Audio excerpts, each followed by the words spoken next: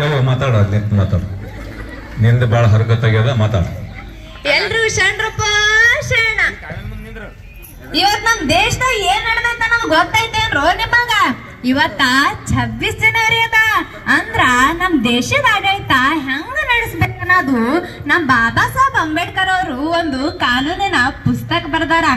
ಅದಕ್ಕ ಇನ್ನೊಂದ್ ಹೆಸರ್ನಾಗ ಸಂವಿಧಾನ ಅಂತ ಕರೀತಾರ. ಅದು ಇವತ್ತ ನಮ್ ದೇಶದಾಗ ಜಾರಿಗೆ ಬಂದ ದಿನ ಐತಿ. ಅದ್ರ ಸಲಿಂದ ನಾವು ನೀವು ಎಲ್ಲರೂ ಕೂಡಿ ಗಣತಂತ್ರ ಹಬ್ಬ ಆಚರಣೆ ಮಾಡಕತ್ತೀವು. ಇಡೀ ನಮ್ಮ ದೇಶಕ್ಕ ಕೆಂಪು ಮುಸುಡಿ ಅಂಗ್ರೇಜಿಗರು 200 ವರ್ಷ ಆಳ್ಕೆ ಮಾಡಿದ್ರು. ನಮ್ಮ ದೇಶದನ ಸಂಪತ್ತನ್ನ ಲೂಟಿ ಮಾಡಿದ್ರು. ಅದಕ್ಕಂತ ಹೇಳಿ ನಮ್ ದೇಶ ದೊಡ್ಡ ದೊಡ್ಡ ನಾಯಕರೆಲ್ಲ ಬಾಳ ಬಡ್ದಾಡಿದ್ರಂತ.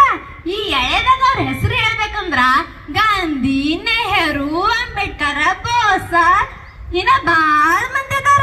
ಅವರೆಲ್ಲ ಸೇರಿ ಬಡ್ದಾಡಿ ನಮ್ ದೇಶಕ್ಕ ಸ್ವಾತಂತ್ರ್ಯ ತಂದು ಕೊಟ್ರು. ಸ್ವಾತಂತ್ರ್ಯ ಸಿಕ್ಕ ಮೇಲ ನಮ್ ದೇಶದ ಆಡಳಿತ ಹೆಂಗ ನಡ್ಸ್ಕೊಂಡು ಹೋಗ್ಬೇಕನ್ನೋದು ಒಂದ್ ದೊಡ್ಡ ಚಿಂತೆ ಇತ್ತು.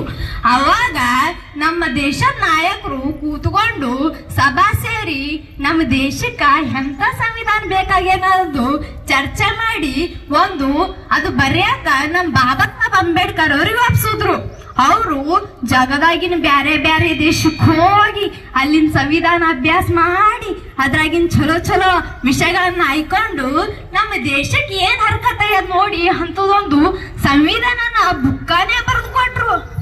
ನೋಡ್ರಿ, ಆ ಸಂವಿಧಾನ ಬುಕ್ಕ ಬರೆಯೋದೊಂದು ಸಾಮಾನ್ಯದ ಕೆಲಸ ಮಾಡ್ರೇನು ನೀವು? ಅದು ಬರೆಯಾಕ 2 ವರ್ಷ 11 ತಿಂಗಳ 18 ದಿವಸ ಹಿಡ್ದೈತಿ. ಮಾಸ್ತರ್ ಹೇಳ ಬರಬರಿ ಐತಿ. ಅದೇ ಅಂದೇರಿ. ಅದಕ್ಕೆ ಮುಂದ 1950 26 ಜನವರಿಗೆ ನಮ್ಮ ದೇಶದಾಗ ಚಲಾವಣೆಗೆ ತಂದ್ರು. ಅವತ್ತಿನಿಂದ ಇವತ್ತಿನ ತನ ನಾವು ನೀವು ವರ್ಷ ವರ್ಷ ಧೂಮ್ಧಾಮಾಗ ಹಬ್ಬ ಆಚರಣೆ ಮಾಡಕತ್ತೀವಿ.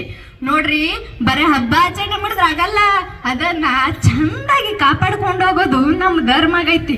ಅದು ಚಲೋ ಇದ್ರ ನಾವು ನೀವು ಚಲೋ ಆಡ್ತೀವಿ ಅಂತ ಹೇಳ್ಕೊತ ನನಗೂ ಮಾತಾಡಕ್ಕೆ ಸ್ವಲ್ಪ ಯಾಳೆ ಕೊಟ್ಟಿದ್ದ ನಿಮಗ ಮತ್ತ ನಮ್ಮ ಮಾಸ್ತರ್ಗಳಿಗೆ ಮತ್ತೊಮ್ಮೆ ಶರಣಾರ್ಥ ಹೇಳ್ಕೊತ ನಾನು ಮಾತು ಮುಗಿಸ್ತೀನಿ. ಜೈ ಹಿಂದ್.